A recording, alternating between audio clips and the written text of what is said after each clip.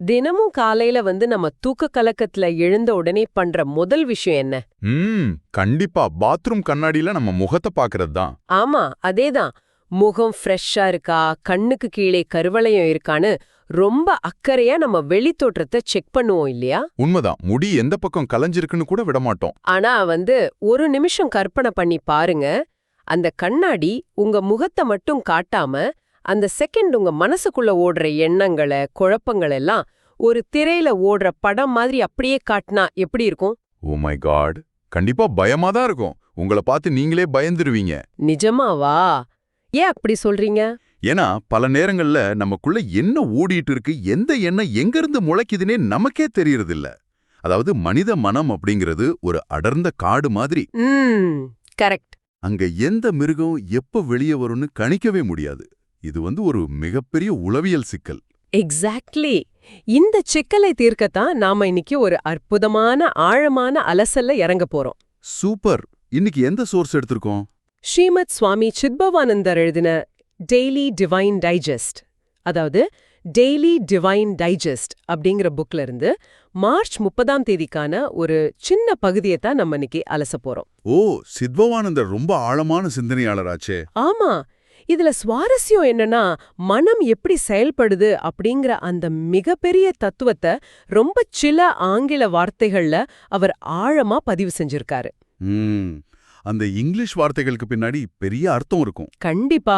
அந்த சின்ன ஆங்கில உரையில இருக்கிற வார்த்தைகளோட உண்மையான அர்த்தத்தை நம்ம அன்றாட பேச்சு தமிழ்ல நம்ம புரிஞ்சுக்கிட்டாலே போதும், நாம நம்மள பாக்குற விதமே தலைகீழா மாறிடும். வாவ், கேட்கவே ரொம்ப இன்ட்ரெஸ்டிங்கா இருக்கு. அந்த உரையை ஸ்டார்ட் பண்ணலாமா? ஷோர். அந்த உரையின் தலைப்புல இருந்தே ஆரம்பிக்கலாம். அதோட தலைப்பு வேகரி, அதாவது வேகரி. முதல் வரியிலேயே ஆசிரியர் ஒரு குண்ட தூக்கி போடுறாரு. என்ன சொல்றாரு? அதாவது மைண்ட் இஸ் வேக்ரண்ட் அண்ட் குவிக்சாட்டிக் அப்படின்னு சொல்றாரு. மைண்ட் ஒரு வேக்ரண்ட் ஆகவும் குவிக்சாட்டிக் ஆகவும் இருக்கு அப்படின்னா என்ன அர்த்தம்? வார்த்தைகள் சின்னதா இருந்தாலும் அதுக்குள்ள இருக்கிற சைக்காலஜி ரொம்ப ரொம்ப பெரியது. முதல்ல இந்த வேக்ரண்ட் அப்படிங்கிற வார்த்தையை எடுத்துக்குவோம். சொல்லுங்க. இதுக்கு இங்கிலீஷ்ல என்ன அர்த்தம்னா, ஒரு நிலையான இருப்பிடம் இல்லாம, எந்த ஒரு நோக்கமும் இல்லாம ஊர் ஊரா அலைஞ்சு திரிவாங்க இல்லையா? ஓ, இந்த நாடோடிகள் மாதிரி சொல்றீங்களா? எக்ஸாக்ட்லி, நாடோடிகள் மாதிரி. இங்க ஆசிரியர் ஏன் மனதை ஒரு வேக்ரண்ட் அப்படின்னு சொல்றாருன்னா, நம்ம மனம் ஒரு குறிப்பிட்ட சிந்தனையில ஒரு குறிப்பிட்ட இடத்துல நிலையா நிக்கிறதே இல்ல. ஆமா, அது பாட்டுக்கு எங்கேயாவது போயிட்டே இருக்கும். கரெக்ட். கடந்த காலத்தோட கவலைகளுக்கும் எதிர்காலத்தோட பயங்களுக்கும் நடுவுல ஒரு நாடோடிய போல அது அலைபாயுது. அதனாலதான் அது வேகரண்ட். அப்போ அந்த ரெண்டாவது வார்த்தை குவிக்சாட்டிக், குவிக்சாட்டிக்னு உச்சரிப்பதற்கே கொஞ்சம் வித்தியாசமா இருக்கே. இதோட பின்னணி என்ன? அது இன்னும் ஆழமான வார்த்தை. இந்த வார்த்தை ஸ்பானிஷ் இலக்கியத்துல வர்ற டான் குவிக்சோட் அப்படிங்கிற புகழ்பெற்ற நாவல் கதாபாத்திரத்திலிருந்து உருவானது. ஓ, டான் குவிக்சோட் கேள்விப்பட்டிருக்கேன். அந்த கேரக்டர் என்ன பண்ணும்? அந்த நாவல்ல வர்ற ஹீரோ தன்னை ஒரு மிகப்பெரிய போர் வீரன் அப்படின்னு கற்பனை பண்ணிக்குவான். வழியில சுழண்டுட்டு இருக்கிற காற்றாலைகளை பார்த்து, அதாவது விண்மில்ஸ் பார்த்து, அவை நிஜமான அரக்கர்கள்னு நினைச்சுக்குவான். வாட்? காற்றாலைய பார்த்து அரக்கன்னு நினைச்சுப்பானா? ஆமா, நினைச்சுக்கிட்டு தன் கத்தி எடுத்துக்கிட்டு அந்த காற்றாலைகள் கூடயே சண்டை போடுவான். இதுல இருந்து தான் குவிக்சாட்டிக் அப்படிங்கிற வார்த்தையே வந்துச்சு. செம்ம ஸ்டோரி இது. அதாவது நடைமுறைக்கு சிறிதும் ஒவ்வாத, அதீத கற்பனையான, எந்த லாஜிக்கும் இல்லாத ஒரு மாய உலகத்துல சஞ்சரிக்கிற தன்மை தான் இந்த குவிக்சாட்டிக். இத நீங்க சொல்லும்போது எனக்கு ஒன்னு தோணுது. நம்ம காலையில குளிக்கும்போதோ இல்ல தனியா வண்டி ஓட்டிட்டு போகும்போதோ நம்மள அறியாமலேயே மனசுக்குள்ள யாரோ ஒருத்தர்கிட்ட பயங்கரமா சண்டை போட்டுட்டு இருப்போம்ல. ஆமா ஆமா, நிறைய பேருக்கு அந்த பழக்கம் உண்டு.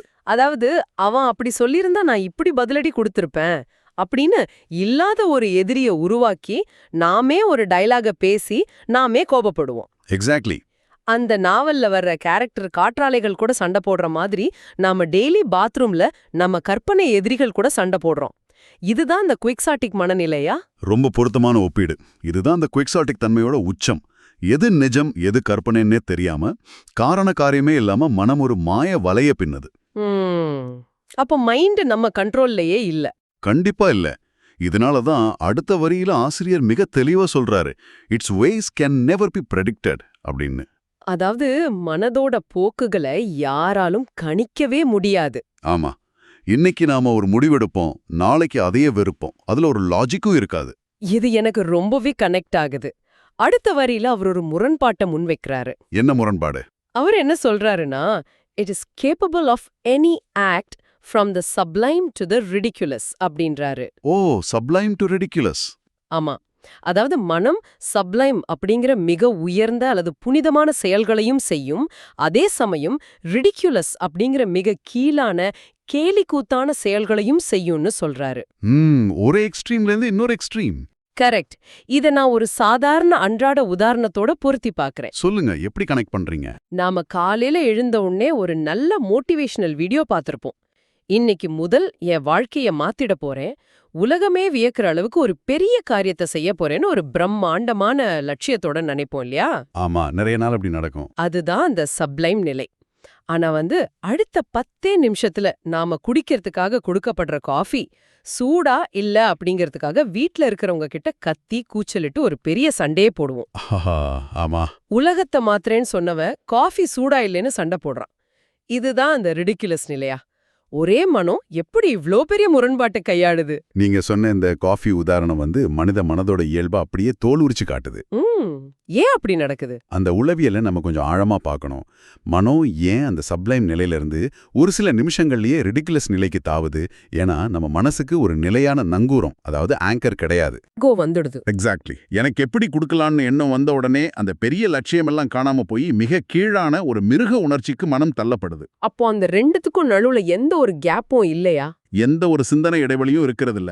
இப்படி எந்த கட்டுப்பாடும் இல்லாம உயர்ந்த நிலையிலிருந்து மிக கீழான நிலைக்கு ஒரு நொடியில குதிக்கிறது தான் அந்த வேக்ரண்ட் மனதோட ஆபத்தான தன்மை. இல்ல, ஒரு நிமிஷம் இருங்க. எனக்கு இங்க ஒரு சின்ன சந்தேகம் வருது. என்ன சந்தேகம்? மனத இப்படி ஒரு நாடோடி போல அலையுது, அது ஆபத்தானதுன்னு நம்ம சொல்றோமே, ஆனா மனம் இப்படி அலைபாய்ந்தால் தானே நமக்கு புதிய புதிய ஐடியாக்கள் கிடைக்கும். கிரியேட்டிவிட்டிய பத்தி கேக்குறீங்க? ஆமா. ஒரு எழுத்தாளனோ இல்ல ஒரு விஞ்ஞானியோ தன் மனதை இப்படி அலைபாய விட்டால் தானே அவங்களால ஒரு புதிய விஷயத்த கண்டுபிடிக்க முடியும். அப்படின்னா இந்த வேகரி அப்படிங்கிறது ஒரு வகையில நல்ல விஷயம் தானே? இது ரொம்பவும் நுட்பமான ஒரு கேள்வி. ஆனா படைப்பாற்றலுக்காக, அதாவது கிரியேட்டிவிட்டிக்காக மனச சுதந்திரமா சிந்திக்க விடுறது வேற, மனம் உங்களை ஒரு கைதியை போல இழுத்துச் செல்வது வேற. ஓ, ரெண்டும் வேற வேறயா? கண்டிப்பா. ஒரு விஞ்ஞானி தன் மனதை ஒரு குறிப்பிட்ட நோக்கத்துக்காக சிந்திக்க விடுறாரு. அது ஃபோக்கஸ்டு வேண்டரிங். அவருக்கு தெரியும் தான் எதை தேடுறோம் அப்படின்னு. அதாவது பர்பஸ் இருக்கு. ஆமா. ஆனா ஆசிரியர் சொல்ற இந்த வேகரி அப்படிங்கிறது அப்படி அல்ல. இங்க கட்டுப்பாடே இல்ல. உங்களை அறியாமலேயே உங்க அனுமதியே இல்லாம உங்க மனம் குப்பைகளை கிளறுது. ஆஹா, அப்போ அது நம்ம கண்ட்ரோல்லயே இல்ல. ஒரு கட்டுக்கடங்காத காட்டுக்குதிரையின் மீது நீங்க உட்கார்ந்திருக்கீங்க. அது உங்களை எங்க கொண்டு போகுதுன்னே உங்களுக்கு தெரியாது. அது படைப்பாற்றல் அல்ல, அது ஒரு விதமான மன அழுத்தம், அதாவது ஆங்ஸைட்டி. ஓ, ஆங்ஸைட்டி. அதனாலதான் அதை ரிடிகுலஸ் அப்படின்னு முத்திரையிடுறார் ஆசிரியர். இப்போ ரொம்ப தெளிவா புரியுது. நம்ம கண்ட்ரோல்ல இல்லாத குதிரை நம்மளை எங்க வேணாலும் தூக்கி போட்டுடும். எக்ஸாக்ட்லி. சரி, இப்படி உள்ளுக்குள்ள ஒரு பெரிய நாடகமே நடத்திட்டு இருக்கிற இந்த அலைபாயும் மனம் எப்படி நம் வெளித்தோற்றத்துல, அதாவது நமது முகத்துல பிரதிபலிக்குது அப்படிங்கறத நோக்கி ஆசிரியர் அடுத்த பேராவுல நகர்றாரு. ஃபேஸ் பத்தி சொல்றாரு. மனிதன் தன் முகம் பார்ப்பதற்கு நல்லா இருக்கா, பிரசன்டபிளா இருக்கா அப்படிங்கறத தெரிஞ்சுக்க கண்ணாடிய பயன்படுத்துறான்னு சொல்றாரு. ஆனா முகம் என்பது மனதின் குறியீடு, அதாவது இண்டெக்ஸ் ஆஃப் ஹிஸ் மைண்ட் அப்படின்னு ஒரு பெரிய தத்துவத்தை அங்க வைக்கிறாரு. இதை எப்படி புரிஞ்சுக்கிறது? அந்த இண்டெக்ஸ் அப்படிங்கிற வார்த்தையை கவனிச்சிங்களா? ஆமா, இண்டெக்ஸ்னா பொருளடக்கம் தானே? கரெக்ட். ஒரு புத்தகத்தோட உள்ளே நூற்றுக்கணக்கான பக்கங்கள்ல என்னென்ன விஷயங்கள் இருக்கு அப்படிங்கறது அந்த புத்தகத்தோட முதல் பக்கத்துல உள்ள இண்டெக்ஸ் காட்டி கொடுத்துடும் இல்லையா? கண்டிப்பா காட்டி கொடுத்துடும். அதே போலதான் முகம். உங்க மனசுக்குள்ள என்னென்ன குப்பைகள், என்னென்ன அந்த குவிக்சாட்டிக் சண்டைகள் ஓடிட்டு இருக்கு அப்படிங்கறத உங்க முகம் காட்டி கொடுத்துடும். ஓ, உள்ள நடக்கிற யுத்தம் வெளியே தெரிஞ்சிரும். ஆமா. அதனாலதான் ஆசிரியர் கண்ணாடியில முகத்தை பார்க்கறத விட மனதைத்தான் முதலில் ஆராய்ந்து படிக்க வேண்டும், it requires to be studied first அப்படின்னு ரொம்பவும் ஆணித்தரமா சொல்றாரு. மனசு முதல்ல படிக்கணும். மனதோட நிலையை அறியாம முகத்தை மட்டும் அழகுபடுத்துவது அப்படிங்கிறது அடித்தளமே இல்லாம மாளிகை கட்டுறது மாதிரி. இத நான் நவீன தொழில்நுட்பத்தோட ஒப்பிட்டு பார்க்க விரும்புறேன். ஓ, டெக்னாலஜி அனாலஜி சொல்லுங்க பாப்போம். நம்ம மனசுக்கு ஒரு நிமிஷம் கூட கொடுக்கறதில்ல. உண்மைதான். முகம் அப்படிங்கிறது ஒரு கம்ப்யூட்டர் மானிட்டர் போலவும், மனம் அப்படிங்கிறது அந்த சிஸ்டமருக்கு உள்ளே ஓடுற சாஃப்ட்வேர் போலவும் இருக்குன்னு வச்சுக்குவோம். Super example. உள்ள சாஃப்ட்வேர் கரப்ட் ஆகி வைரஸ் ஏறி ஏடாகூடாமா ஓடிட்டு இருந்தா வெளிய மானிட்டர்லயும் எரர் மெசேஜ் தானே காட்டும். கண்டிப்பா எரர் தான் காட்டும். நாம அந்த மானிட்டரை விலை உயர்ந்த துணியை வச்சு தொடச்சுக்கிட்டே இருந்தா உள்ளே இருக்கிற சாஃப்ட்வேர் சரியாயிடுமா என்ன? ரொம்ப அருமையான ஒப்பீடு. மானிட்டரை எவ்வளோதான் தொடச்சாலும் உள்ள இருக்கிற வைரஸ் போக போறதில்ல. அந்த வைரஸை தான் ஆசிரியர் ஃபிக்கல்னஸ் அப்படிங்கிற வார்த்தையின் மூலமா குறிக்கிறாரு. ஃபிக்கல்னஸ் அப்படின்னா சஞ்சலம்னு சொல்லலாமா? ஆமா, சஞ்சலம், நிலையற்ற தன்மை அல்லது தடுமாற்றம்னு அர்த்தம். இந்த சஞ்சலம் அப்படிங்கிறது உங்க கம்ப்யூட்டரோட பேக்ரவுண்ட்ல ஓடிக்கிட்டே இருக்கிற ஒரு வைரஸ் போல. அது உங்க எனர்ஜியை உறிஞ்சிக்கிட்டே இருக்கும். ஓ, பேட்டரிய ட்ரெயின் பண்ற மாதிரி. எக்ஸாக்ட்லி. நீங்க எவ்வளவுதான் விலை உயர்ந்த ஆடைகள் அணிந்தாலும், விலை உயர்ந்த கிரீம்களை பூசினாலும், உள்ளே ஓடுற அந்த சஞ்சலம் உங்க முகத்தோட தசைநார்கள்ல, உங்க கண்களுக்கு கீழே உள்ள சுருக்கங்கள்ல ஒரு விதமான இறுக்கத்தை கொடுத்துரும். அத மறைக்கவே முடியாது. கண்டிப்பா முடியாது. ஒருத்தரோட கண்ணை பார்த்தே அவங்க மனசுல அமைதி இருக்கா அல்லது சஞ்சலம் இருக்கா அப்படிங்கறத கண்டுபிடிச்சிடலாம். அப்படின்னா இந்த சஞ்சலத்தை நீக்கினா முகம் தானாகவே மாறிடுமா? சந்தேகமே இல்ல. அதனால தான் ஆசிரியர் அந்த பாராவா மிக அழகா முடிக்கிறாரு.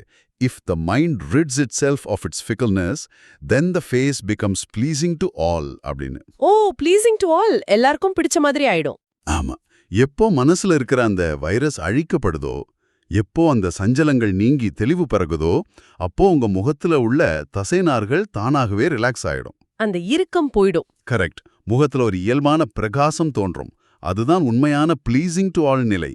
அமைதியான ஒரு முகத்தை பார்க்கும்போது மற்றவர்களுக்கும் அந்த அமைதி தொற்றிக்கொள்ளும். உண்மைதான். சில பேரை பார்த்தாலே நமக்கு ஒரு பாசிட்டிவ் எனர்ஜி கிடைக்கும். அதுக்கு காரணம் இதுதான். ஒரு சின்ன குழந்தையோட முகத்தை பார்க்கும்போது நமக்கு ஏன் அவ்வளோ சந்தோஷமா இருக்கு? ஏன்னா அங்க ஃபிக்கல்னஸ் இல்ல. அந்த தூய்மை தான் முகத்தோட வசீகரம். அப்போ நாம அழகு நிலையங்களுக்கு போறதுக்கு பதிலா நம்ம மனசுக்குள்ள இருக்கிற அந்த ஃபிக்கல்னஸ் அப்படிங்கிற வைரஸை எப்படி அழிக்கிறதுன்னு தான் யோசிக்கணும். கண்டிப்பா அதான் பண்ணணும். சரி, இந்த சஞ்சலங்களை எப்படி சரி செய்வது? இதுக்காக ஆசிரியர் ஒரு மிகப்பெரிய ஞானியான தாயுமானவரோட மேற்கோளை பதிவின் இறுதியில கொடுத்திருக்காரு. தாயுமானவர் அவர் என்ன சொல்றாரு? அவர் என்ன சொல்றாருன்னா, I long for the day when the vagaries of the mind will be vanquished and union with bliss be established அப்படின்றாரு. ரொம்ப பவர்ஃபுல்லான கோட்டு. ஆமா, தாயமானவர் அந்த நாளுக்காக ஏங்குவதாக சொல்றாரு. எந்த நாளுக்காக? மனதோட அந்த வேகரிஸ் எல்லாம் எப்போ முற்றிலுமாக தோற்கடிக்கப்படுதோ அப்போ பேரின்பத்துடனான, அதாவது பிளிஸ்ஸுடனான கலப்பு ஏற்படும்னு அவர் ஏங்குறாரு. ஆமா, தாயுமானவர் ஒரு மாபெரும் சித்தர் இல்லையா? மனித மனதோட ஆழத்தை முழுமையா உணர்ந்தவர். அவர் சொல்றது ரொம்பவும் ஆழமானது. நாம முதல்ல பார்த்தோமே, அந்த வேகிரி, அதாவது அலைப்பாயும் தன்மைகள் எப்போ முற்றிலுமாக நீங்குதோ அப்போதான் அந்த பிளிஸ் எனப்படும் பேரின்பம் கிடைக்கும்னு அவர் சொல்றாரு. இங்கதான் எனக்கு ஒரு பெரிய கேள்வி வருது. சொல்லுங்க. அந்த மேற்கோள்ல vanquished அப்படிங்கிற ஒரு வார்த்தையை பயன்படுத்தியிருக்காங்க. வான்குவிஷ் அப்படின்னா போர்க்களத்துல எதிரிய முற்றிலுமாக வீழ்த்துவது அல்லது அழிப்பதுன்னு அர்த்தம். கரெக்ட். கம்ப்ளீட்டா டிஸ்ட்ராய் பண்றது. இந்த வார்த்தை ரொம்பவும் வைலண்டா, தீவிரமா இருக்கே. மனதோட சஞ்சலங்களை நாம ஏன் ஒரு எதிரிய போல பார்க்கணும்? அத அன்பாக கையாளக்கூடாதா? அல்லது ஒரு மாதிரி மேனேஜ் செய்யக்கூடாதா? ஏன் வான்குவிஷ் செய்யணும்னு சொல்றாரு? இது ஒரு மிகச்சிறந்த கேள்வி.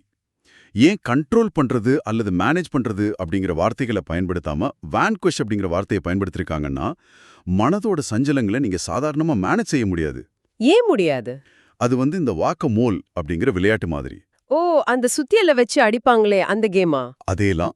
நீங்க ஒரு ஆசைய, ஒரு சஞ்சலத்தை ஒரு இடத்துல அடக்கி வச்சா அது வேறொரு ரூபத்துல வேறொரு இடத்துல இன்னும் பெருசா வெடிச்சு கிளம்பும். அடக்க அடக்க அதிகமா வெளிவரும். கரெக்ட்.